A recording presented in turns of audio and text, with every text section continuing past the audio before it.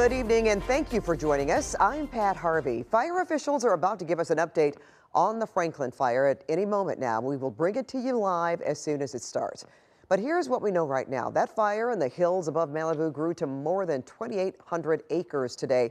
There are mandatory evacuations in place still, but officials say a minimal number of homes have been destroyed and no injuries have been reported. The fire started just before 11 o'clock last night. It spread quickly in the high winds, but still no word yet on how it started. Desmond Shaw was the first over the fire in SkyCal last night. He joined us now with a look at the firefight right now. Very different picture than what you showed us last night, Des, that's for sure.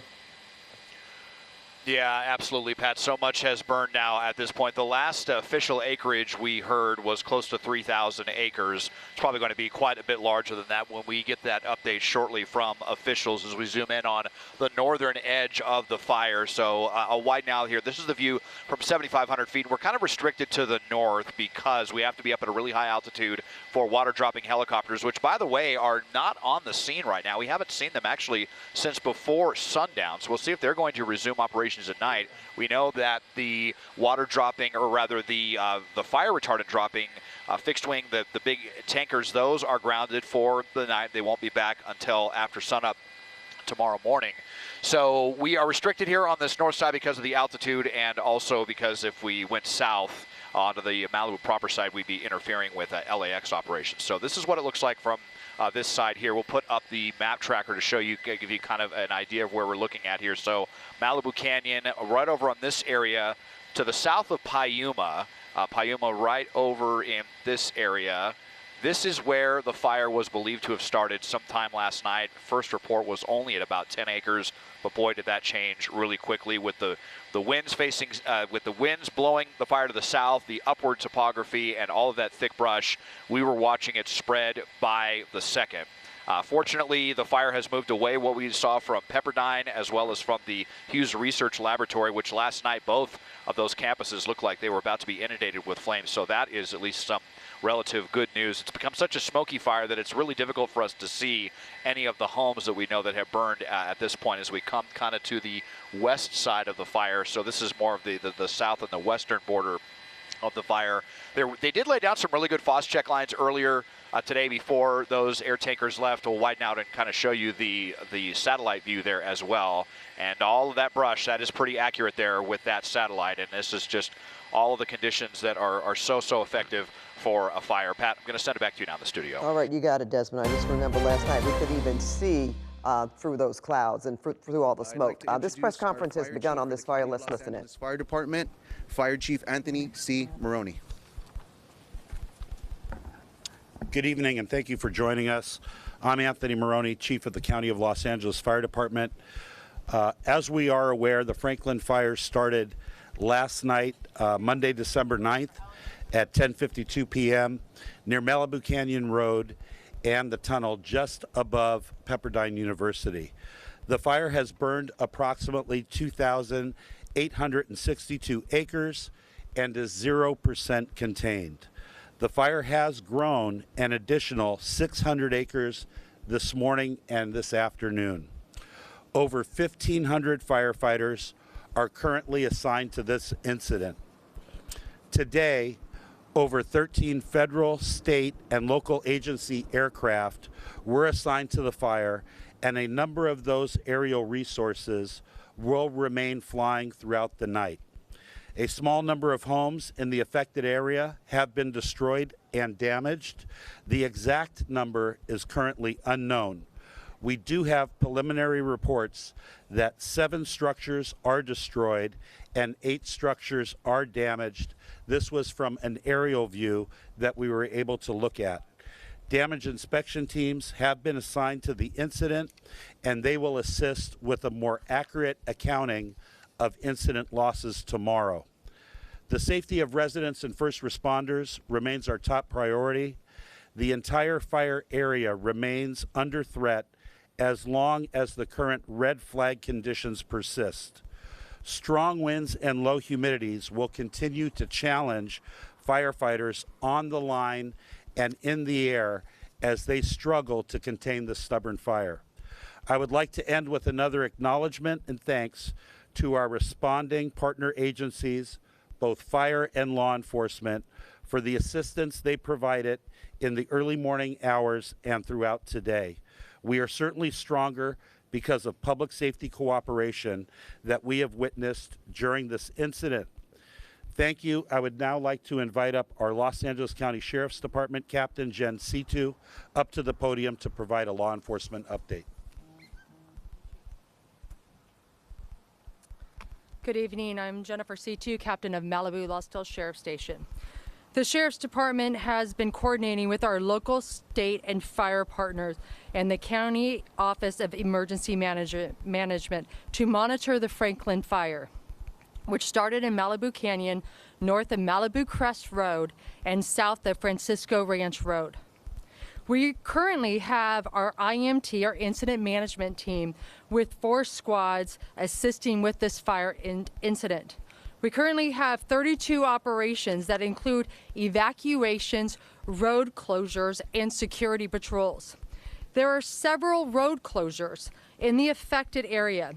There's a soft closure on Las Virgenes at Lost Hills Road.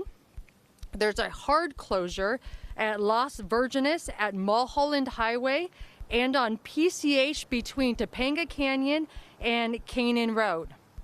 There's also a soft closure, residents only, on Topanga Canyon Road. There are approximately 20,000 affected citizens which are under evacuation orders and evacuation warnings. Fire can be extremely unpredictable, and we highly encourage residents in the fire areas to be prepared, have a plan, and heed our evacuation warnings and orders. Gather all your important items, documents, and medications in case you have to leave your residence. The safety of our community members is our #1 priority, and we will continue to assist impacted residents. We have several shelters that have been established for residents that are displaced. Pacific Palisades Recreation Center is no longer open. The ones that are open are the Santa Monica Unified School District facility located at 2828 4th Street in Santa Monica. That is now open to residents as a shelter. Another one is Calabasas Community Center located at 27040 Malibu Hills Road in Calabasas. For small animals, the Agora Animal Center is open, and that is located at 29525 Agora Road in Agora Hills. For large animals, Pierce College, 6201 Winnetka Avenue, Woodland Hills. Talk a little bit about security. I want to reiterate what Sheriff Luna said earlier today. We have security patrols throughout our affected areas. We will not tolerate anyone coming to this community to re-victimize our community members. And in closing, just want to thank all of our partners, the LA County Fire Department, Highway Patrol, Office of Emergency Management, Public Works, Caltrans, Animal Care and Control, Red Cross, California State Parks, CAL FIRE, Cal OES, and National Parks Services. We're all working together and part of this unified command. We urge residents to stay informed by watching the following credible news sources visit our LASD social media or lacounty.gov/emergency for updated information. And now I'd like to bring up Supervisor Lindsay Horvath. Thank you very much, Captain.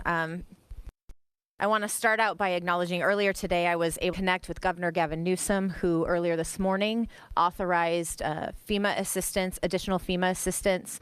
On my way here, we heard from the pro tem of the Senate, Mike McGuire, who reached out and offered his support as well.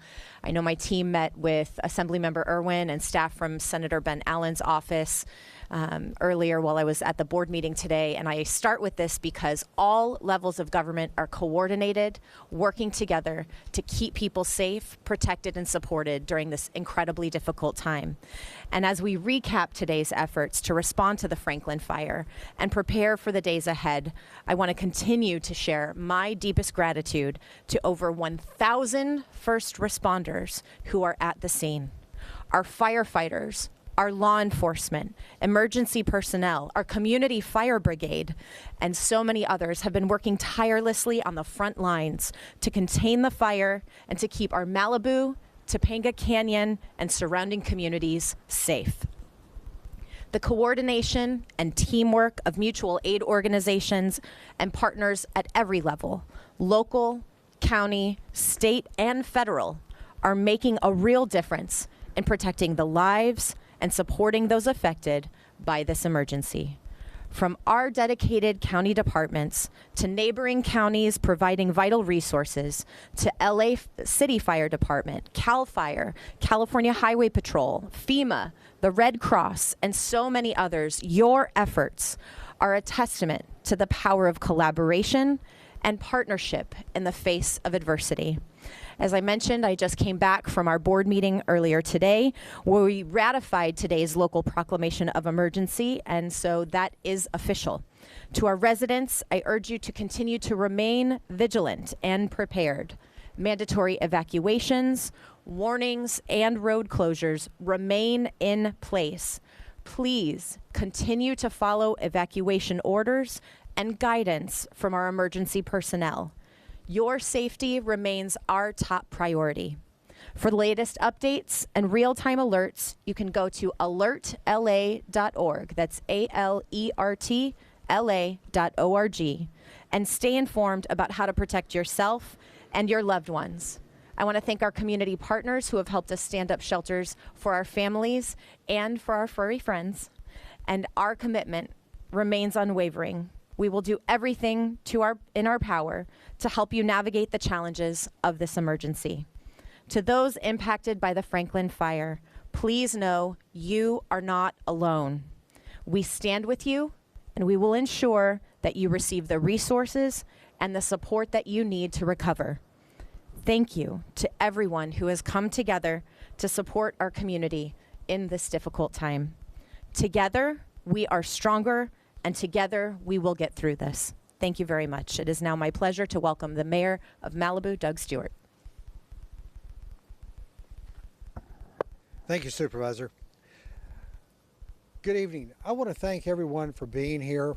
This has been a traumatic 20 hours for the city of Malibu, and we appreciate all the support that we're receiving.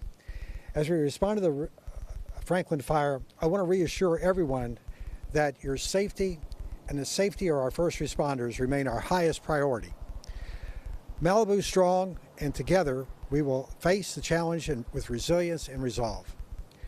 The current fire status, as Chief Maroney stated, has been traumatic from the standpoint that we have over almost, 7 square miles has burned. 20 hours ago, this was lush ESHA and natural resources that now we don't have anymore. And it's going to be a while before it goes back. But that's the way it is here in Malibu. It burns, it comes back, and we're resilient and strong. There are emergency, I want to talk about the mandatory evacuation order. Remains in effect for the areas of Latigo Canyon, west of Topanga Beach Driveway, and south Baller Motorway, including Big Rock and the Los Flores communities. An evacuation warning is in place for the areas east of Trancas, south of Hidden Highlands, and west of Crestline Drive. Residents in those areas should remain ready to evacuate if conditions require. Communications challenges and solutions. We recognize that the cellular communications has been a challenge for many of our residents during this emergency. We have almost 25 square miles in Malibu that is without electricity due to the power shutoff, and from that, we do not have cellular service and internet for many of our residents. Please know that we are working actively with carriers to address this issue. We're grateful to Verizon for deploying a backup communications to Zuma Beach which has supported both incident operations and our disaster information center staffed by our dedicated CERT volunteers. This is a vital resource during this emergency. Road closures inside PCH from Topanga to Canaan Doom Road. The chief already mentioned that, so the sheriff did. I won't go into it any further, but know that we want to keep the street lights, the traffic lights operating. We've put standby generators in place, and they are operational to control traffic at those intersections. We want you to stay informed. The City of Malibu is actively updating all of its emergency information on our social media channels, including Facebook, Twitter, Instagram, Nextdoor, and our website at malibucity.org. Please check these platforms regularly for the latest updates. We also encourage you to get the Watch Duty app that has factual information and up-to-the-minute updates regarding the situation on the fire. I know many of us rely upon that for our information on this terrible disaster, and I encourage you to get that app on your phone. It is free, and it is also from a nonprofit.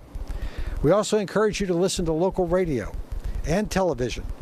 Many people last night learned of the fire and were brought up to date for it by the people that are in front of me right now who broadcast live feeds almost all night. We appreciate what you've done, you provided, and you've turned out to be a very reliable partner at this moment of need. I want to take a moment to thank everyone working tirelessly during this crisis. Our firefighters, our law enforcement officers, emergency responders, CERT volunteers, and all the city staff who are currently at the Emergency Operations Center, which we had to relocate to Calabasas as City Hall was in the pathway of the fire. Your dedication and teamwork are what makes Malibu strong. To our residents, we deeply appreciate your patience and cooperation as we navigate these challenges. And in closing, please remain vigilant. Follow your evacuation orders and warnings and prioritize your safety and the safety of your loved ones. Together, we will face this difficult time and emerge stronger as a community. Thank you very much. Okay, ladies and gentlemen, that concludes the press briefing portion of tonight's presentation. At this point, we'd like to open it up to any general questions. All right, we've been listening to a press conference taking place involving a number of law enforcement spokespersons and political spokespeople as well. We have learned that there is a preliminary count of 7 structures being destroyed and 8 damaged. We note that that is a preliminary number, so they're waiting to have confirmation of that. We've got at least 1,500 firefighters, including first responders, out there responding to this fire.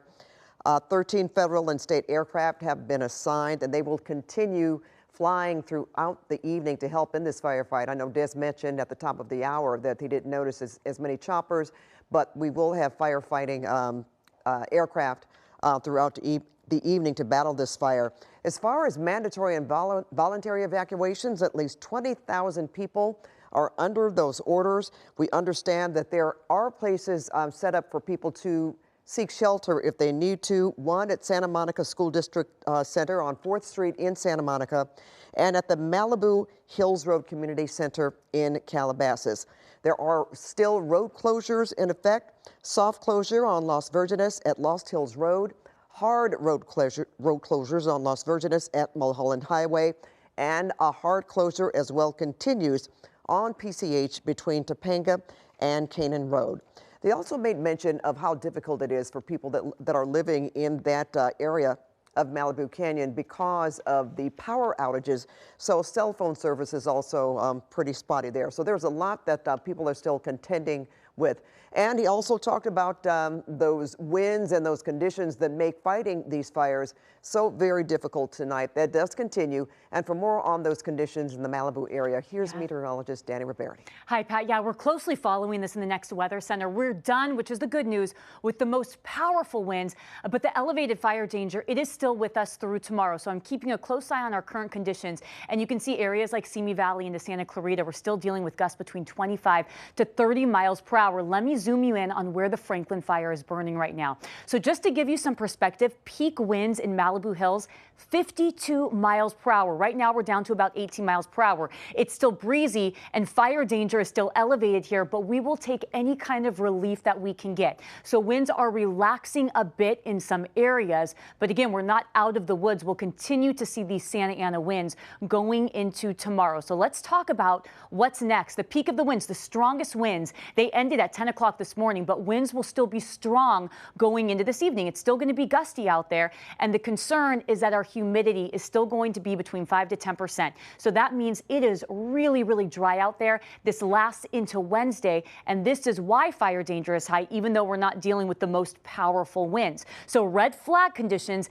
they continue through Wednesday evening. Once we get past Wednesday evening, we're finally going to get a little bit of relief. But this is including not just the Malibu area, but also all of Ventura County, most of Ventura County. We've got that through the Santa Clarita Valley, all of our valley locations, up through the mountains, into the Inland Empire. So we still have windy conditions. We have a low relative humidity, and this is what leads to rapid fire spread. So what we're hoping for is that humidity to get better. Winds continue tonight, though. So let me walk you through hour by hour when we finally start to see some relief. So going into tonight, this is a look at 9 o'clock in the evening. You can still see stronger winds through areas of Thousand Oaks, Simi Valley into Santa Clarita, and right there through Malibu, gusts between 20 to 40 miles per hour. We will see a little peak, a little pickup in the winds late tonight, but we're not going to see it to the extent that we saw last night. Now, I want to show you when things finally start to change. Still breezy going into the overnight hours. We wake up, we get you out the door 8:15, and it's still a bit breezy right there along most of our interstates through PCH. And then you can see we get to 3 o'clock,